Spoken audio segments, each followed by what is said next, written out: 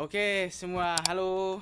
Selamat Halo, pagi. pagi. Saya di sini bersama Mas Bagus. Kita akan bercerita tentang Candi Prambanan dan sekitarnya. Sebagai informasi, Mas Bagus adalah tour guide di Jogja. Beliau itu punya pengetahuan banyak tentang candi, Aduh, tidak juga sih. tentang budaya, Aduh. dan juga masih banyak lagi. Dan beliau juga adalah seorang seniman, bisa melukis, juga bisa memahat, serba bisa pokoknya.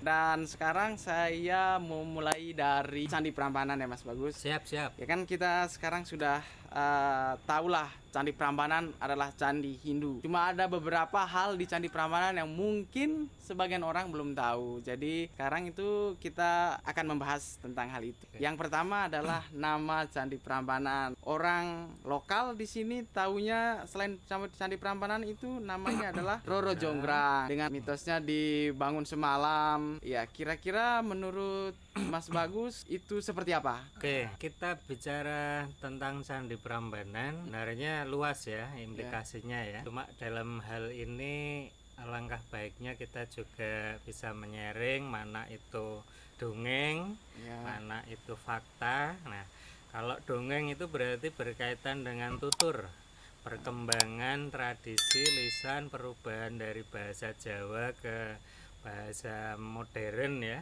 itu juga membawa dampak. Nah, kalau fakta Iya. kita melihatnya dari sisi arkeologis. Nah, ada data-data sejarahnya. Ada data Iya, dan iya. itu tidak bisa dibohongi. Nah, oke.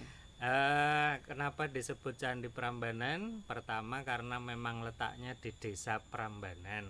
Oke, berarti kampung Ya, sekitar itu betul. kampung Prambanan. Ya, Oke. dan itu menjadi suatu kebiasaan masyarakat Jawa untuk menyebut sesuatu objek dikaitkan dengan sebuah lokasi desa ya. Iya, iya, Nah, iya, iya. padahal di sana ada prasasti. Prasasti yang menyebutkan dibaca oleh para ahli bahasa kita, dan di situ disebutkan bahwa komplek Candi Prambanan itu nama aslinya adalah Siwagra. Oke. Siwagraha istilahnya, Iya, iya. mungkin Ya, perkembangan saya sih pernah dengar bahasa itu ya. Siwa Graha gitu Ya. paling ya.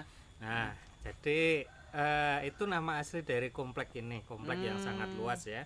Nah, kemudian pada babakan setelahnya, kenapa kemudian muncul lagi sebuah nama disebut juga Candi Roro Jonggrang ya? Iya, betul. Ya, ada yang bilang Loro Jonggrang, ada yang bilang Roro Jonggrang Jonggrang. ya. Yang benar yang mana ini aslinya? Iya kan? Sebenarnya yang Roro ya. Oke. Nah, kalau loro itu kan artinya sakit ya, berarti Iya. nah, tapi mungkin dalam perkembangan selanjutnya banyak orang yang terjerumus ke situ. Kalau tidak ada yang meluruskan gitu ya, Ya, tidak ada yang artinya memberitahu. begini, menjurus ke situ karena kemudian dikaitkan dengan kalau pacaran di sana putus. Nah, itu berkaitan dengan loro. Oh iya, Bukan bisa luru juga. ya. Nah, itu Iya, juga iya. ya. Nah, Mitosnya lari ke situ. oke, nah kenapa disebut dengan Roro Jonggrang dan kemudian ini dikaitkan dengan sebuah arca ya? Kita menyebutnya bukan patung, tapi arca. Bedanya apa patung sama arca? Sebenarnya nggak jauh berbeda, cuma arca di sini adalah sesuatu yang sudah disucikan.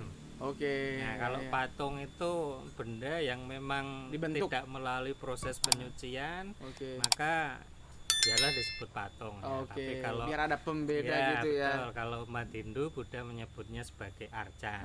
Nah, Oke. karena sudah disucikan. Nah, Roro Jonggrang ini berkaitan dengan penyebutan perkembangan masyarakat baru ya, tanda kutip baru. Ya, karena terpaut waktu yang sangat jauh, mereka tidak menemukan prasasti atau keterangan asli yang ada, dan keterangan aslinya hanya dibuat atau istilahnya dibaca saat ditemukannya prasasti di awal-awal Prambanan ya. Ya, apalagi Prambanan ditemukan oleh si Alons tahun 1773 atau berapa ya. Jadi kemudian memunculkan pengertian masyarakat Ya, disebutlah Roro Jonggrang. Nah, Roro itu artinya gadis. Aha, iya itu bahasa Jawa ya. Ya, Bahasa betul. Jawa. Jadi ini Jawa baru. Oke, belum Nah, bukan Jawa yang dulu betul, ya. Jawa baru dengan model pengertian yang bermacam-macam. Jonggrang itu artinya tinggi sekali, tinggi semampai. Oke.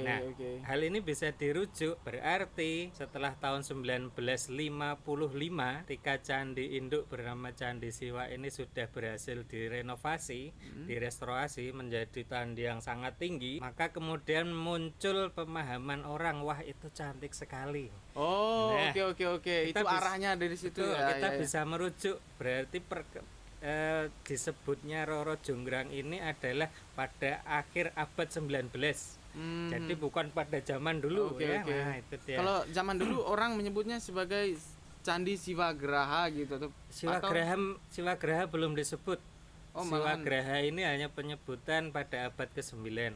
Sebelum candi itu betul-betul runtuh karena gempa bumi dan pralaya yang ada ya. Pralaya itu pun juga tidak semuanya istilahnya hapus, hadir tumplek enggak, karena bertahap ya. Bertahap. Nah, jadi penyebutan Roro Jonggrang ini baru ada kemungkinan besar abad ke-19.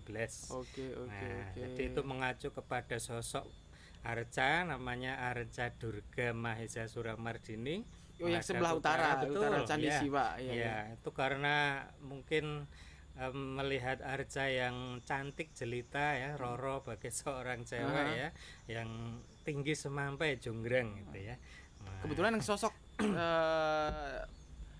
wanita atau perempuan itu kan cuma satu ya di Candi Prambanan tuh, yang di candi itu yang di arcanya betul, cuma yang di Durganya yang sebelah utara di Candi Siwa. Ya, itu sebagai main guide-nya memang hanya satu. Ya. Nah, sebenarnya yang lain juga banyak. Nah, dan uniknya lagi ini kemudian masyarakat mengaitkannya dengan Bandung Bondowoso. Nah, itu dia Mas, kok bisa ada cerita Bandung Bondowoso, ada cerita Roro Jonggrang, sementara itu adalah Candi Hindu, itu sangkut pautnya gimana? Saya kira ini penjelasan dari entah itu orang, entah itu kelompok atau masyarakat yang memang dalam tanda kutip selalu mengaitkan cowok dan cewek ya, atau mungkin mengaitkan sesuatu hal yang belum dia ketahui pada saat awal-awal abad ke-18 sampai ke-19 tentang kondisi Candi Prambanan ya. Apalagi di situ kemudian muncul tanda kutip sosok nama Roro Jonggrang. Asumsi seseorang pasti itulah cewek. Ya, nah, namanya juga Roro kan, Rara betul, ya. Pasti cantik ini. Nah, itu dia. Nah, kemudian menurut saya fatalnya sebuah rangkaian kurangnya pengetahuan ini adalah kemudian memunculkan sebuah nama Bandung Bondowoso. Itu sebenarnya tokoh fiktif atau ya diciptakan? Itu penciptaan fiktif, sebenarnya fiktif. Saya berani bilang fiktif karena itu kita telusuri dari rangkaian kalimat juga nggak nyambung. Rangkaian kerajaannya di mana ya? Kerajaan rangkaian sebuah sosok arca juga nggak nyambung. Karena meskipun di situ diklaim arca yang di ruang utama Candi Siwa itu adalah arca Bandung Bondowoso misalnya diklaim. Iya. Jelas itu gugur. Jauh karena banget. Itu orang itu dari ada atribut, dari sosoknya, dari penggambarannya itu adalah arca Siwa, bukan arca Bandung Bondowoso. Nah, itu dia. Tetapi orang kemudian menjudge ke situ. Nah, ini adalah sebuah kekeliruan yang sangat fatal. Nah, kita tengok lagi dari unsur bahasa. Dalam perkembangan peralihan bahasa dari Jawa kuno, Jawa Kawi, Jawa Tengahan, Jawa modern yang sekarang ini ya, saya kita sebutkan tadi banyak di situ perubahan yang luar biasa terjadi dalam dialek, dalam penyebutan, dalam pengembangan kosakata ya. Nah, akhirnya Bandung Bondowoso ini yang awalnya untuk menyebut sebuah persamaan arti menjadi nama orang. Nah, kalau kita jabarkan Bandung Bondowoso, jelas Bandung itu adalah kekuatan, Bondo itu harta, Woso ini kekuasaan. Nah, ini adalah sebuah rangkaian yang tidak bisa dipisah untuk membangun sebuah candi yang tinggi besar semampai, Jonggrang besar, apalagi nanti kita lihat di lampiran kertas ya. Nah, di situ memang harus seperti kita membangun rumah. Harus ada kekuatan, ya, harus kekuatan itu tukangnya, ada tukang harta, bangunan, uang yang dikeluarkan. ada uang untuk membangun. Kalau dalam artian konteks zaman dulu, uang ini bisa berarti emas, Iya. ya, perdagangan dan sebagainya ya. Kemudian kekuasaan woso. Ini harus ada yang memerintahkan. Kalau Ya. yang punya Ya, itu.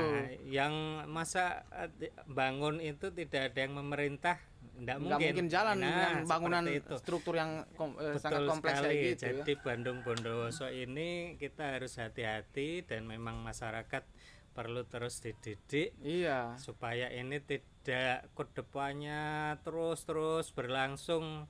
Ini diakui sebagai sosok orang yang membangun candi. Takutnya sejarah yang aslinya tenggelam, Betul. malah yang selalu eksis adalah yang cerita dongengnya. Betul kan? sekali. Sebenarnya sih tidak salah juga, kita itu sebagai kekayaan kita kan, bisa mendongengkan, menceritakan sesuatu. Setuju. Sebaiknya itu diimbangi dengan pengungkapan fakta sejarah berdasarkan bukti prasasti atau Betul, bukti autentik ya, yang ada di setuju, candi. setuju. Jadi mungkin itu juga menjadi tugas dari Betul, Mas tugas Bagus, kita iya, bersama ya, tugas kita dan bersama untuk Ya, menjelaskan. setidaknya kita menghargai jasa para arkeolog. Iya. Ya kan, belum Iya. mereka berjuang mati-matian kok kemudian di ceritanya, kisahnya yang otentik ditepis dengan Iya. sebuah dongeng. Iya. Sangat tidak fair. Mungkin pasnya nggak usah atau tidak boleh dibenturkan saja lah. Betul, Yang ya. cerita dongeng biarkan saja jadi cerita dongeng, yang cerita fakta ya tetap jadi cerita fakta. Cuma kita harus seimbangkan mereka. Betul, ya. betul sekali, Gitu. betul. Ya. Jangan sampai salah kaprah gitu loh. Iya. Orang-orang yang belum yang mau tahu benar tentang hal itu kita sajikan dengan cerita dongeng, malah nggak dapat apa-apa, dapatnya dongeng. Sementara yang sebenarnya tidak seperti Malah itu.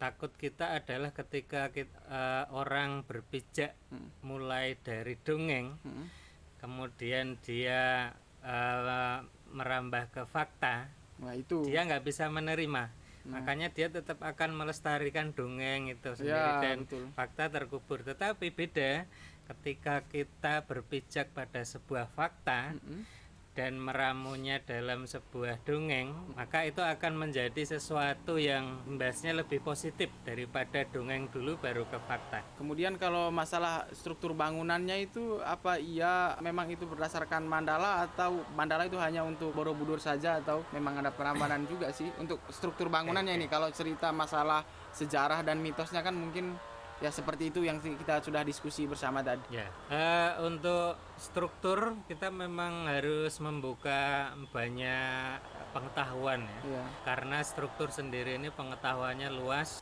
bisa itu menjadi sebuah mandala. Mandala itu artinya sekumpulan ya. Bagaimana awalnya dibangun, bagaimana awal harus didesain. Jadi bukan sebuah candi sangat tidak mungkin kalau itu hanya asal membangun. Karena banyak poin, banyak bagian-bagian yang memang harus disiapkan. Salah satunya adalah merancang sebuah bangunan. Semakin besar kompleks bangunan candi yang akan dibangun, semakin membutuhkan sebuah konsep mandala yang sangat besar dan rumit. Oke, ada. Oh ya, ini ada gambarnya ini. Ya, contohnya adalah ini ya. Iya, Nah, oke. 1x1, 2x2 dan sebagainya. Ini adalah konsep mandala yang dari mulai yang candi yang sederhana. 1x1 ini adalah contohnya di belakang kita. Oh iya, oke. Nah, sebuah pamujan. Nah, semakin merembet ke sini akan semakin rumit. Nah, dari sini kita bisa melihat Prambanan itu dibangun dengan menggunakan konsep yang mana? Kalau Oke. Mas Sopan mulai mana? Kalau dilihat sih Prambanan itu yang sini kali ya. Benar Ya kan? sekali. Karena Nah, memang luas Prambanannya, betul. lumayan luas Nah, itu. Jadi Ya. para masaika ini adalah kemungkinan yang dipakai untuk membangun kompleks Candi Prambanan. Nah, kotak-kotak ini semua juga ada fungsinya. Oke. Fungsinya secara geometris adalah memudahkan penarikan sebuah ukuran sehingga letak sudut tengah itu misalnya untuk Candi Apit ya. Kemudian samping itu semuanya bisa betul-betul lurus ya, diagonal seperti yang diharapkan. Ini tuh gambar batu apa ini sama maket aja Ya, gitu gambar. ini bukan gambar batu tapi sebuah kotak. Jadi kotak ini misalnya 1 meter kali 1 meter. Ini diterapkan di sini. Jadi untuk membuat ukuran candi misalnya sketsa lah ya. betul 405 misalnya 45 meter ya. Garis luarnya berarti berapa meter yang dibutuhkan untuk membuat kotak. Nah, di dalam kotak ini sebenarnya masih dibagi lagi nanti.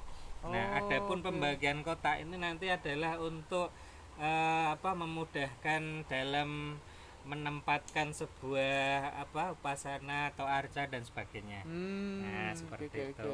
Baiklah, baik.